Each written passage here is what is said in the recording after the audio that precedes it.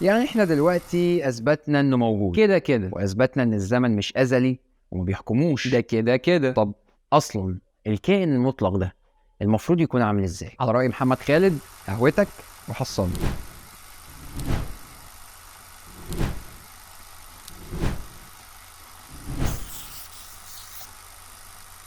عشان نفهم اكتر ايه اللي ينفع يتصف بيه الكائن الازلي ده وايه اللي ما ينفعش، لازم الاول نحط شويه اسس، والاسس دي كلها مبنيه على فكره الازليه والكماليه، لان دي الحاجه الوحيده اللي احنا اثبتناها له. طب احنا ليه اصلا محتاجين نعمل حلقه زي دي؟ لاننا لو ما حطيناش الصفات دي هنبقى جردناه من الكماليه، وهنضطر نشوف المسبب بتاعه اللي ما عندوش المشاكل دي بقى. طب ما من الاول ما هو قدامنا اهو. فالحلقه دي مكمله لاثبات ان هو كامل.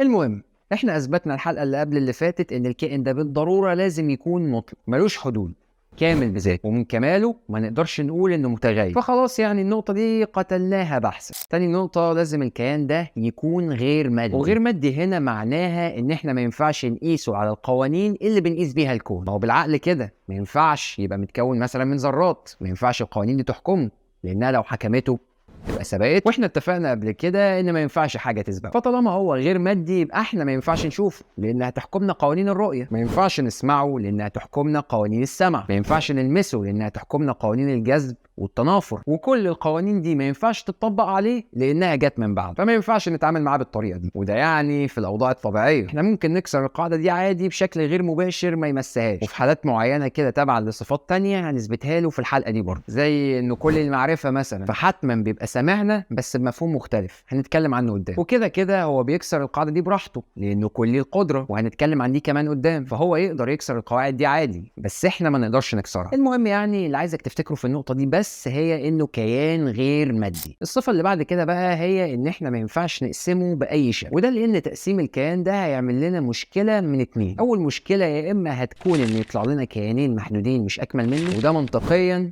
ما ينفعش، لان لو بقى عندك كيانين محدودين يبقى كده فين الكيان المطلق اللي احنا اساسا اثبتنا وجوده من الاول؟ يبقى كده رجعنا لمشكله ان السبب الاول الازلي مش موجود. طب دي اول مشكله، واللي اساسا برضو رياضيا ما ينفعش لان انفينيتي على 2 بيطلع انفينيتي برضو. طب اهو تعالى لي بقى، يبقى كده الكيانين اللي هيجوا من التقسيم دول هيبقوا كيانين مطلقين، الاثنين هيبقوا انفينيتي لا نهائيين.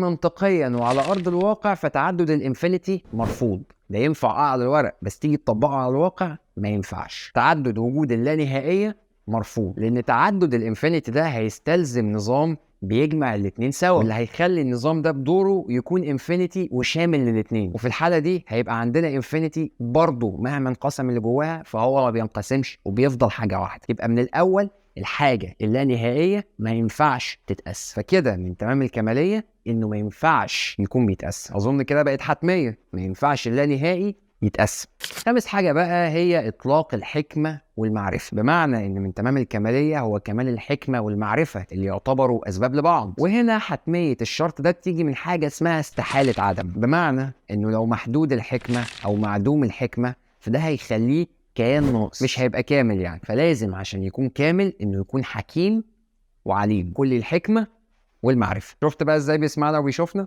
ومن تمام الكمالية برضه هو إطلاق الإرادة والقدرة، ودول برضو لنفس السبب اللي احنا لسه قايلينه من شوية، لازم يكونوا موجودين والا هينتابوا نقصان، مش هيكون كامل، فلازم يكون قادر على كل شيء. بالنسبة لمغالطة الصخرة فهنناقشها في حلقات قدام، فتأكد انك تشترك في القناة عشان لما الحلقة دي تنزل يعني تبقى تشوف. طيب فاضل ايه؟ فاضل النتيجة طبيعية لكل الحاجات اللي انا قلتها دي، انه لازم يكون المسبب الاول لكل حاجة احنا شايفينها، اللي خلق كل حاجة. فيطلع لي واحد لطيف دلوقتي يقول لي مش معنى انه موجود انه لازم يخلقنا. هو انت مش قلت انه حر؟ مش انت قلت ان ارادته مطلقة ويعمل اللي هو عايزه؟ ايوه ده حقيقي، بس انت اللي بتنسى. وممكن انا ارد عليك في النقطة دي بس انا مش هعمل كده. خلينا في النقطة الاسهل، احنا يا ابني مش اثبتنا ان احنا موجودين؟ وطالما احنا موجودين فلازم يكون هو اللي خلقنا. امال انا بعمل ايه من الصبح يا ابني؟ يا ابني ده احنا اصلا مستنتجين كل ده من حتميه وجودنا اللي استنتجناها برضو قبل كده. مش عارف، حاسس انك بتنط الحلقات يعني، حاسس انك طنشت الحلقات اللي فاتت او جاي لي جديد كده لسه بتتعرف على القناه. مش عارف، شوف الحلقات اللي فاتت، ماشي شوف الحلقات اللي فاتت. فكده احنا بنتكلم على كيان مطلق غير مادي بمفهومنا للماديه، وبنتكلم عن مسبب اول مفيش فكره ثبات. كمان الكائن ده غير قابل للانقسام، غير طبعا انه عليم